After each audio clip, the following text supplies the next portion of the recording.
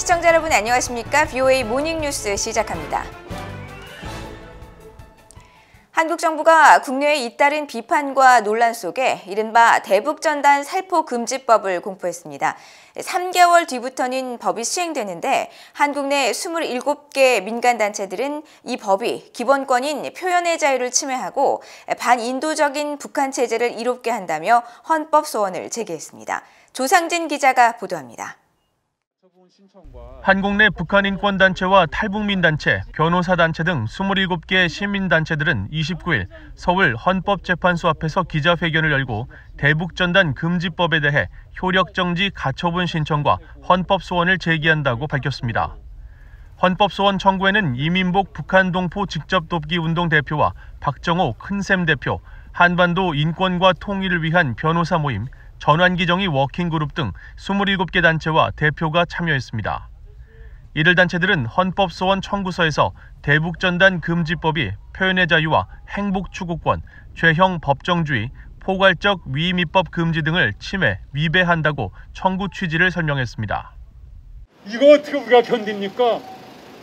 행복 추구권, 헌법 실제 인간으로서의 존엄과 가치가 여접시 깨집니다. 그렇기 때문에 우리는 기다릴 수 없어요. 그래서 바로 오늘 효력정지 가처분을 우리 여러분들이 29개 단체들이 허기한 겁니다. 또 한국 정부가 접경 지역 주민의 안전을 구실로 내세우지만 인과관계가 없으며 대북전단 금지법은 최소한의 쌀과 의약품 지원도 못하게 하는 등 반인도적인 김정은 포갑체제를 수호하는 법이라고 주장했습니다. 지금 이것이 국민의 생명과 안전 이걸 지금 절대적으로 잡고 그러는데 아니 어떻게 가해자, 표현의 자유를 하는 민간인들의 활동을 군사적 공격가 있다는 가해자 편에 들어가지고 오히려 피해자를 범죄자로 만드는 이 대북전단법이 이 말이 맞습니까? 이와는 별도로 한국의 제1야당인 국민의힘의 지성호 의원은 대북전단 금지법에 이른바 독소조항을 삭제한 개정안을 발의해 제출했습니다. 지 의원이 발의한 개정안은 군사분계선 일대에서 전단을 살포하거나 대북 확성기 방송 등 남북 합의서를 위반하는 행위를 할 경우 3년 이하 징역 또는 3천만 원 이하의 벌금에 처한다는 처벌 규정을 삭제했습니다. 지 의원은 개정안 발의와 헌법소원 제기를 넘어 국제사회와 함께 대북전단 금지법 해결을 위해 나설 것이라고 강조했습니다. 그냥 이제 끝날 문제가 아니고 국제사회에 큰 문제로 다가올 것으로 저는 생각하고 있습니다.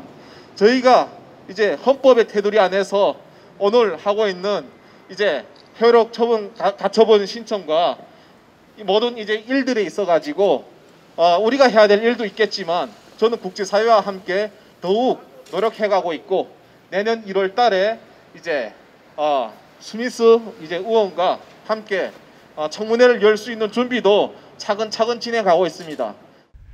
앞서 한국 정부는 이날 군사분계선 일대에서의 전단 살포 등을 금지하는 내용을 담은 남북관계 발전법, 이른바 대북전단 살포 금지법을 공포하고 3개월 뒤인 내년 3월 30일부터 효력이 발생할 것이라고 밝혔습니다. 한국통일부 관계자는 VOA에 표현의 자유가 헌법상 권리이지만 비무장지대 지역 주민들의 생명이나 안전과 같은 생명권에 우선할 수 없다는 기존 입장을 재확인했습니다. 또 제3국에서 전단 등을 살포하는 행위는 대북전단 금지법의 적용 대상이 아니라는 점을 명시한 해석 지침을 법 시행 전에 만들겠다고 밝혔습니다. VOA 뉴스 조상진입니다. 김정은 북한 국무위원장이 다음 달로 예정된 노동당 대회에서 또다시 핵 역량을 강조하면서 대미 압박을 이어갈 것이라고 미국의 전문가들이 전망했습니다. 또 갈수록 심화하고 있는 경제난을 탈피하기 위한 또 다른 조치도 모색할 것으로 예상했습니다. 김영규 기자가 보도합니다. 브루스 베넷 랜드 연구소 선임 연구원은 28일 VOA에 김정은 위원장이 현재까지 스스로 성공했다고 주장할 수 있는 부분은 핵무기 개발 역량밖에 없다면서 다음 달 노동당 8차 대회에서도 이 부분을 강조할 것으로 예상했습니다. 김 위원장이 지난 2016년 7차 당대회 때와는 달리 핵무기와 대륙간 탄도미사일 ICBM 역량에 상당한 초점을 맞추면서 특히 북한이 미국과 동등한 위치에 있다는 주장을 펼칠 것으로 전망했습니다. Claiming that now he is about to become a peer of the United States or that North Korea is, and that the world is going to have to honor North Korea and improve things for North Korea. 데이비드 맥스웰 민주주의 수호재단 선임 연구원은 미국에 대한 북한의 압박 자세를 예상했습니다. 최근 북한이 신형 무기들을 잇따라 선보인 점을 감안하면 미국에 대한 강경한 태도를 보일 가능성이 크다는 지적입니다.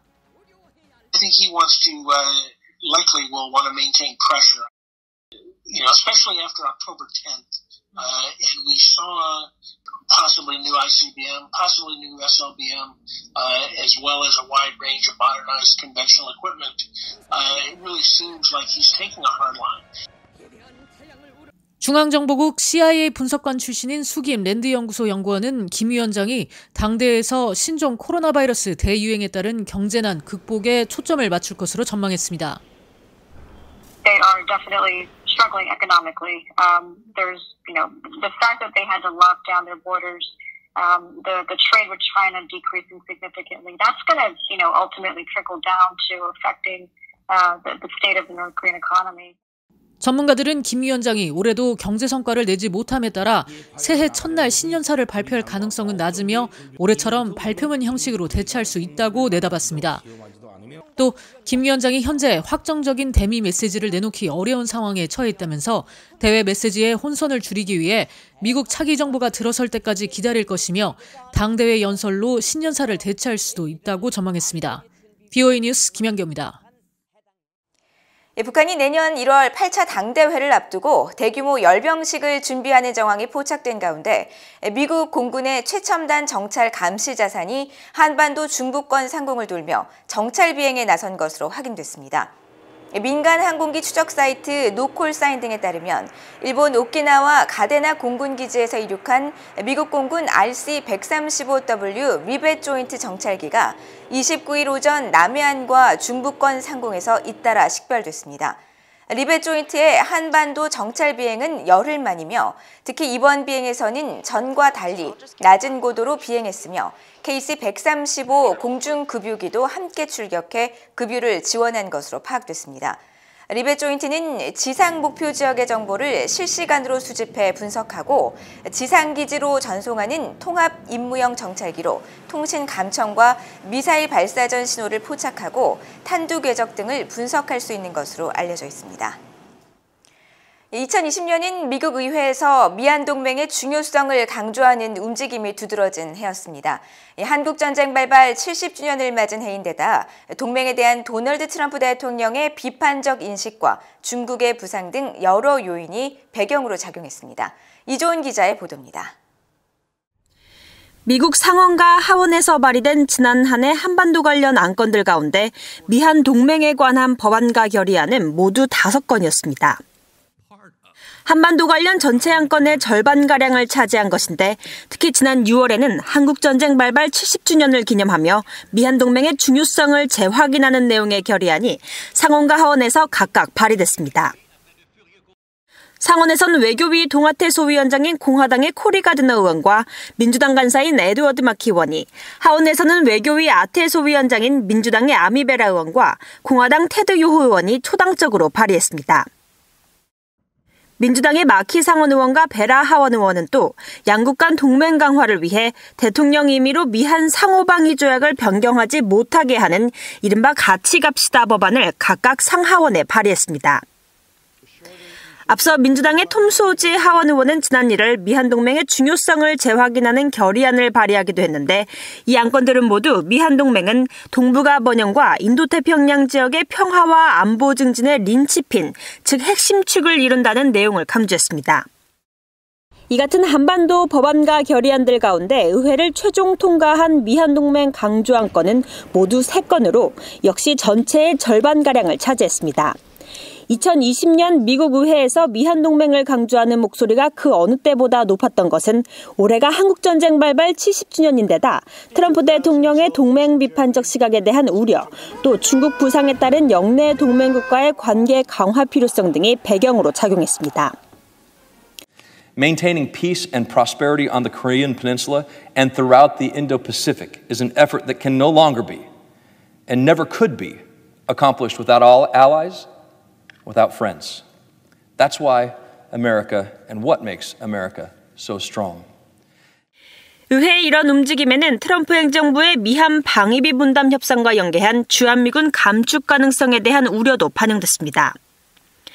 의회는 미한 동맹 관련 법안과 결의안을 통해 양국의 조속한 방위비 분담 협정 체결을 촉구하고 미한 상호방위 조약과 주한미군 유지는 미국의 국익에 부합한다는 내용을 여러 차례 강조했습니다. 미국 의회는 2021년 내년에도 미한 동맹을 중심으로 방위비 분담 협상 타결은 물론 북한과의 비핵화 협상이라는 당면한 동맹 과제를 한반도 정책의 우선순위에 둘 것으로 보입니다. BA 뉴스 이조입니다. 미국 바이든 차기 행정부가 북한 문제를 해결하기 위해서는 제재를 통한 최대 압박과 또 건설적인 관여 사이에 충분한 균형을 이룰 필요가 있다고 빈센트 브룩스 전 주한 미군 사령관이 밝혔습니다.